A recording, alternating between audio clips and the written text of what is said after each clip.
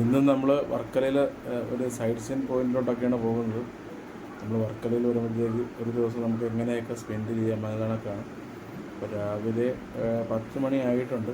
ഇന്നലെ ജസ്റ്റ് കിടക്കാനായിട്ട് ഒരു night party എല്ലാം കഴിഞ്ഞപ്പോഴത്തേക്ക് ഒരു 3 മണിയായി. അതുകൊണ്ടാണ് ഇത്രയും താമസിച്ച് വണ്ടി എടുത്തത്. വണ്ടി എടുത്ത് നേരെ നമ്മൾ ബ്രേക്ക്ഫാസ്റ്റിന് പോകുന്ന 10-10 നല്ല ശരവണ ഭവൻ ഹോസ്പിറ്റലിനടുത്ത് വർക്കല ഹോസ്പിറ്റലിനടുത്തുള്ള താലൂക്ക് ഹോസ്പിറ്റലിൽ തരവണ ഭവനിൽ നിന്നാണ് ബ്രേക്ക്ഫാസ്റ്റ്. ഇവിടെ വന്ന് ഞാനും സാധ്യത ഒരു 10-20 മിനിറ്റ് ഇരുന്ന് ആകെ വട്ടെടുത്തപ്പോഴാണ് ബ്രേക്ക്ഫാസ്റ്റ് വന്നത്. അവരൊക്കെ ഒരു താല്പര്യമില്ല കേട്ടോ. താല്പര്യമില്ലായ്മ പുതിയോട്ടാണ്, അറിവില്ലായ്മയെന്ന് അറിയാൻ വയ്യ. എന്തായാലും ബ്രേക്ക്ഫാസ്റ്റ് കഴിച്ച് നമ്മൾ നേരെ ഇറങ്ങി. അപ്പം നമ്മൾ താഴെവെട്ടൂരുള്ള അതായത് തീരദേശ റോഡിലൂടെയാണ് പോണത്. ഇതൊരു വന്നതിൻ്റെ മെയിൻ കാരണത്തിൽ നല്ല രസമാണ് കേട്ടോ. ഈ വഴി പതുക്കെ പോകാൻ പറ്റത്തുള്ളെങ്കിലും കാഴ്ചകളൊക്കെ നല്ല രസമാണ്. പക്ഷേ ഇത് ഗസ്റ്റാണ് വീഡിയോ എടുക്കുന്നത്. ഇതിൽ കുറച്ച് മുന്നേ ആണെങ്കിൽ അവിടെ ഒരു ഉണങ്ങിയ മരമൊക്കെ നിൽക്കണം കേട്ടോ. അത് ഭയങ്കര വിഷ്വൽ എഫക്റ്റാണ് ഈ വഴിക്ക്. അത് മാത്രമല്ല തിരക്ക് കുറവാണ്. പിന്നെ ജസ്റ്റ് ഈ ജനങ്ങളാണ് ഈ വരുന്ന കണക്ക് വണ്ടികൾ വരുമ്പോഴത്തേക്ക് നമ്മൾ നിർത്തി ഒതുക്കി കൊടുക്കണം. അടിച്ചു പറത്തിയൊന്നും പോകാൻ പറ്റത്തില്ല. നമ്മളൊന്ന് കയറിയത് പിടിക്കണം, അത്രയേ ഉള്ളൂ. പക്ഷെ നല്ല രസമാണ് കേട്ടോ ഈ വഴി പോകാനായിട്ട്. നല്ല രസമാണ്. താഴെ ആ പാലത്തിന് 1-ാം പാലത്തിന് അവിടെ ഒന്ന് കറങ്ങി കയറുന്നതൊക്കെ ഭയങ്കര ഡ്രൈവിംഗ് സുഖമാണ്. അപ്പോൾ നമ്മൾ നേരെ അഞ്ചുതെങ്ങ് കോട്ടയം ലൈറ്റ് ഹൗസിനടുത്ത് എത്തി. അപ്പോൾ അഞ്ചുതെങ്ങ് ലൈറ്റ് ഹൗസാണ് ഈ കാണുന്നത്. ഇപ്പോൾ ഇതാണ് അഞ്ചുതെങ്ങ് കോട്ട. നൂറ്റാണ്ടുകൾ പഴക്കമുള്ള സ്ഥലമാണത്. ഇതിനെക്കുറിച്ചൊക്കെ ഡീറ്റെയിലൊക്കെ പല വീടുകളിലും കിടപ്പുണ്ട്. ഒരു രസം തന്നെയല്ലേ ഒരു കാട്ടിനിടയിൽ നിൽക്കുന്നതാണ്. ഇതിൻ്റെ സൈഡിൽ തന്നെ ഉള്ള ലൈറ്റ് ഹൗസ് അഞ്ചുതെങ്ങ് കോട്ടയുടെ സൈഡിൽ തന്നെ 2 ശവക്കല്ലറുകളുണ്ട്. അത് ഒന്ന് ഇത് ബിൽഡ് ചെയ്ത സാഹിബിൻ്റെ വൈഫിൻ്റെയാണ്. അപ്പോൾ അതിൻ്റെ ഡീറ്റെയിലും കാര്യങ്ങളൊക്കെ ഫ്രണ്ടിൽ എഴുതി വെച്ചിട്ടുണ്ട്. നമുക്ക് പോയി അത് നോക്കാം. ഇതിൻ്റെ ഈ സൈഡൊക്കെ ആണെങ്കിൽ ഒരു പ്രോപ്പറായിട്ട് മെയിൻറ്റെയിൻ ചെയ്യുന്നില്ല കേട്ടോ. ഇങ്ങനെ ഒരു കാര്യം കയറി, പക്ഷെ അതൊക്കെ നല്ല പൂഞ്ചെടികളൊക്കെ വെച്ച് നല്ല വൃത്തിയാക്കിയൊക്കെ അവർക്ക് മെയിൻറ്റെയിൻ ചെയ്യാം. പക്ഷേ അതിനൊന്നും ആരും മെനക്കിടുന്നില്ല എന്ന് വേണം കരുതും. നല്ലൊരു പാർക്കിംഗ് പോലും ഇല്ല സത്യം പറഞ്ഞാൽ. ഈ ട്രാൻസ്ഫോമറൊക്കെ വൃത്തിയായിട്ട് അവിടെ ഒതുക്കി വെച്ച് നല്ലൊരു ഇതൊക്കെ ചെയ്യാവുന്നതാണ്. ഇതിന് ചുമ്മാ ഒരു ചരിത്ര സ്മാരകം എന്ന് പറയുന്നതല്ലാതെ അതിന് വേണ്ടുന്ന പ്രോപ്പർ മെയിൻ്റനൻസ് ഒന്നുമില്ല. അപ്പോൾ നമ്മൾ ഇന്നിപ്പോൾ വരുമ്പോഴത്തേക്ക് കൂടെ ഒരു സൈഡ് സീൻ പോയിന്റ് എന്ന് പറയുമ്പോഴത്തേക്ക് ലൈറ്റ് ഹൗസും മറ്റേ ഈ കോട്ടയാണ്. അപ്പോൾ ഇവിടെ ലൈറ്റ് ഹൗസിൻ്റെ അടുത്ത് വന്നപ്പോഴത്തേക്കാണ് അവിടെ ഒരു ബോർഡ് വെച്ചേക്കുന്നത്. ഇപ്പം ഇനിയൊരു അറിയിപ്പ് ഉണ്ടാകുന്നതുവരെ ലൈറ്റ് ഹൗസ് പ്രവേശനം ഇല്ലെന്ന്. കാരണം എനിക്ക് തോന്നി ഇപ്പോൾ ഉണ്ടായ ഈ ഒരു യുദ്ധാന്തരീക്ഷത്തിൻ്റെയൊക്കെ പ്രതിഫലനമായിരിക്കാം. അപ്പോൾ അതാണ് അവരുടെ ബോർഡ് വെച്ചേക്കുന്നത്. ഇതിനകത്ത് കയറി നമുക്ക് videography, photography, mobile videography, photography ഉൾപ്പെടെ 30 രൂപയാണ് നമുക്ക് എൻട്രൻസ് ഫീസ് വരുന്നത്. നല്ല രസമാണ് കേട്ടോ കയറി കാണാനായിട്ട്. അതിനെ മുകളിൽ നിന്ന് ആ കാണുന്ന വിഷ്വൽ എഫക്റ്റ് ഭയങ്കരമാണ്. ഞാൻ എൻ്റെ യൂട്യൂബ് ചാനലിൽ 2 ഷോർട്സ് ഇട്ടിട്ടുണ്ട്. പിന്നെ കഴിയുന്ന രീതിയിലാണ് ഞാൻ എടുത്തേക്കുന്നത്. ഭയങ്കര സംഭവമൊന്നുമല്ല, എന്നാലും ഇവിടെ വരുമ്പോൾ റോഡ് ഇച്ചിരി കൺജസ്റ്റഡാണ്, നോക്കി എടുക്കണം.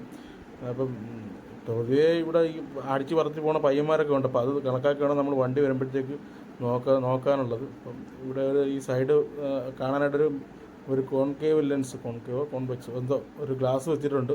അപ്പോൾ അതിനകത്ത് നമുക്ക് വരുന്ന വണ്ടികളുടെ ഡീറ്റെയിലൊക്കെ ഇങ്ങനെ കാണാനൊക്കെ പറ്റും. ശ്രദ്ധിച്ചൊന്ന് കയറിയൊന്ന് ഓടിച്ചാൽ മതി. അപ്പോൾ ഇതാണ് ഈ അഞ്ചുതെങ്ങ് കോട്ടയുടെ നമ്മുടെ അഞ്ചുതെങ്ങ് കോട്ടയുടെ ഫ്രണ്ട് വശം എന്ന് പറയുന്നത്. ഇതിൻ്റെ ഇടത് സൈഡിൽ തന്നെ അഞ്ചുതെങ്ങ് കോട്ടയുടെ ഡീറ്റെയിൽ എല്ലാം നമ്മൾ കൊടുത്തിട്ടുണ്ട്. അഞ്ചുതെങ്ങ് കോട്ട, അഞ്ചുതെങ്ങ് തിരുവനന്തപുരം ജില്ല. തിരുവനന്തപുരം ജില്ലയിലെ അഞ്ചുതെങ്ങ് ഇന്ത്യയിലെ ബ്രിട്ടീഷുകാരുടെ ആദ്യ അധിനിവേശ പ്രദേശങ്ങളിലൊന്നായിരുന്നു. സമുദ്ര സാമീപ്യത്താൽ അഞ്ചുതെങ്ങ് കോട്ട കേരളത്തിൽ ബ്രിട്ടീഷുകാരുടെ സൈനിക പ്രാധാന്യം അർഹിക്കുന്ന കോട്ടയായിരുന്നു. ക്രിസ്തുവർഷം അതാണ് ക്രിവ 1690 ബ്രിട്ടീഷുകാർ ആറ്റിങ്ങൽ രാജ്ഞിയിൽ നിന്നും അഞ്ചുതെങ്ങ് കോട്ട കെട്ടുവാനുള്ള അനുവാദം നേടിയെടുത്തു. റാണിയുടെ അനുവാദത്തോടുകൂടി കോട്ടപ്പണി 1695 പൂർത്തിയായി. ആറ്റിങ്ങൽ പ്രദേശത്ത് വ്യാപാരത്തിൽ ഫ്രഞ്ചുകാർക്കുണ്ടായിരുന്ന കുത്തക അവസാനിപ്പിക്കുന്നതിന് വേണ്ടി അഞ്ചുതെങ്ങിൽ ബ്രിട്ടീഷുകാർ ആധിപത്യം ഉറപ്പിക്കേണ്ടതുണ്ടായിരുന്നു. അതിനുവേണ്ടി ബ്രിട്ടീഷുകാർ അഞ്ചുതെങ്ങിൽ കോട്ട പണിതു. ഹൈദരാലിയുമായുണ്ടായ യുദ്ധത്തിൽ വെടിക്കോപ്പുകളും മറ്റും സൂക്ഷിക്കുന്നതിനായി ബ്രിട്ടീഷുകാർ ഈ കോട്ട ഉപയോഗിച്ചു. കൂടാതെ ഇംഗ്ലണ്ടിൽ നിന്നും വരുന്ന കപ്പലുകൾക്ക് നിർദ്ദേശങ്ങൾ കൈമാറുവാനും ഈ കോട്ട ഉപയോഗിച്ചിരുന്നു.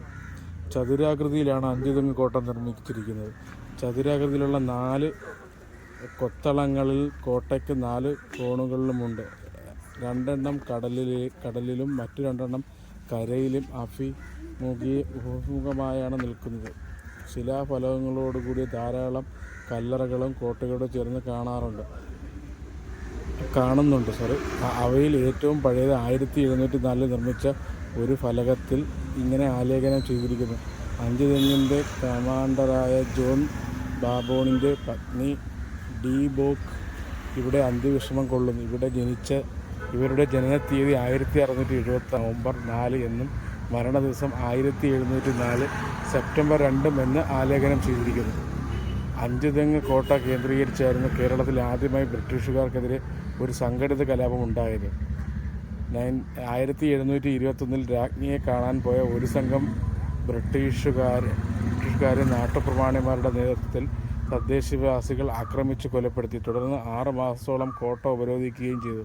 തലശ്ശേരിയിൽ നിന്നും കൂടുതൽ സേന എത്തിയാണ് ഈ കലാപം അടിച്ചമർത്തിയത്. വേലുത്തമ്പി ദളവയുടെ കാലത്ത് ബ്രിട്ടീഷുകാർക്ക് എതിരെ നടന്ന കലാപത്തെ തുടർന്ന് കലാപകാരികൾ അഞ്ചുതെങ്ങ് കോട്ട ഉപരോധിച്ചു. സേന എത്തിയാണ് ഈ കലാപവും അടിച്ചമർത്തിയത്.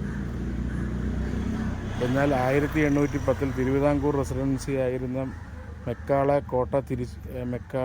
കോട്ട തിരിച്ചുപിടിച്ചു. 1813 കൂടി കോട്ടയിലെ പ്രവർത്തനങ്ങൾ നിർത്തലാക്കുകയും കോട്ട പ്രദേശങ്ങളും തിരുവിതാംകൂർ രാജ്യത്തേക്ക് ചേർക്കുകയും ചെയ്തു. 1921 കേന്ദ്ര സർക്കാർ ദേശീയ പ്രാധാന്യമുള്ള സ്മാരകമായി പ്രഖ്യാപിച്ച അഞ്ചുതെങ്ങ് കോട്ട കേന്ദ്ര പുരാവസ്തു വകുപ്പിൻ്റെ സംരക്ഷണയിലാണ്.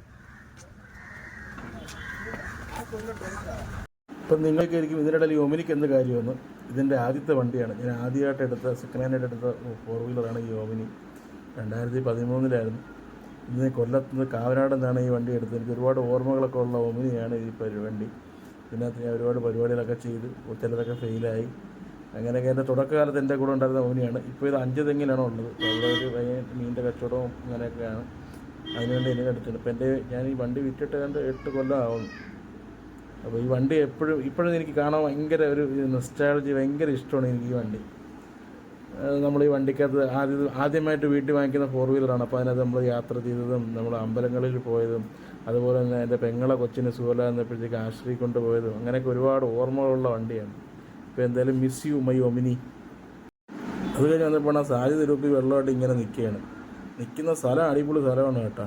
ഒരു വളവല്ല, നോക്ക് മുകളിലോട്ട് നോക്കെ നല്ല തേങ്ങ ഉണങ്ങി നിൽപ്പുണ്ട്. അതിനകത്ത് ഒരു ഓലയെന്ന് പറഞ്ഞാൽ ഒരു നൂല് കണക്കേ ഉള്ളൂ, ബാക്കിയെല്ലാം ഞാൻ അറന്ന് നിൽക്കുകയാണ്. അതിന് ഏത് വണ്ടിക്കാരൻ്റെ തലയിൽ വീഴാനാണ്? നമുക്ക് കാണാൻ പറ്റണ്ട, ഒരു ചെറിയ പിടുത്തത്തിലാണ് നിന്ന് ആടുന്നത്. അതിനൊക്കെ എന്നാ തേങ്ങയെല്ലാം ഉണങ്ങി എപ്പം വീഴും എന്ന് പറഞ്ഞ് നിൽക്കുന്നു. വീട്ടുകാർക്കൊക്കെ വേണമെങ്കിൽ റോഡ് സൈഡൊക്കെ വേണ്ടത് വെട്ടി വൃത്തിയൊക്കെ ഇടാം. അവരത് ചെയ്യുന്നില്ല. നമ്മളിപ്പം ഇത് പറയാം. ഇത് കഴിഞ്ഞ് നമ്മൾ നേരെ ഗോൾഡൻ ഐലൻഡിൽ എത്തിയിട്ടുണ്ട്. ഇവിടെ നിന്നാണ് ഗോൾഡൻ ഐലൻഡിൽ പോകാനുള്ള ബോട്ട് കിട്ടുന്നത്. ഒരു ബോട്ട് ശിക്കാര ബോട്ട് വരുന്നുണ്ട്. പിന്നെ ശിക്കാര ബോട്ടല്ലാതെ സ്പീഡ് ബോട്ടുണ്ട് ഇവിടെ. അപ്പോൾ അതിനകത്ത് കയറിയാണ് ഗോൾഡൻ ഐലൻഡിൽ പോണത്. ഈ ഗോൾഡൻ ഐലൻഡിൽ പോണത് ക്ലൈമറ്റും സമയമൊക്കെ ഒരു ഘടകമാണ്. ചില സമയത്ത് ഗോൾഡൻ ഐലൻഡിൽ ചെന്ന് കയറിയ ഭ്രാന്ത് എടുക്കട്ടെ. ഭ്രാന്ത് വേറെ ഒന്നുമല്ല, ഈ ശിക്കാര ബോട്ടിലാണ് പോകണമെങ്കിൽ നമുക്ക് വലിയ വിഷയം വരത്തില്ല. സ്പീഡ് റൂഫില്ലാത്ത ബോട്ടിലാണ് പോകണമെങ്കിൽ ആ വെയിലൊക്കെ കൊണ്ട് അങ്ങ് എത്തുമ്പോഴത്തേക്ക് നമുക്ക് വല്ലാത്തൊരു ക്ഷീണമായിരിക്കും. അതുകൊണ്ട് ആദ്യമായിട്ട് വരുന്നവർ ഇതിനെക്കുറിച്ച് അറിഞ്ഞുകൂടെങ്കിൽ നിങ്ങൾ പരമാവധി ശിക്കാര ബോട്ടിൻ്റെ അടുത്തേക്ക് പോകാൻ ശ്രമിക്കുക.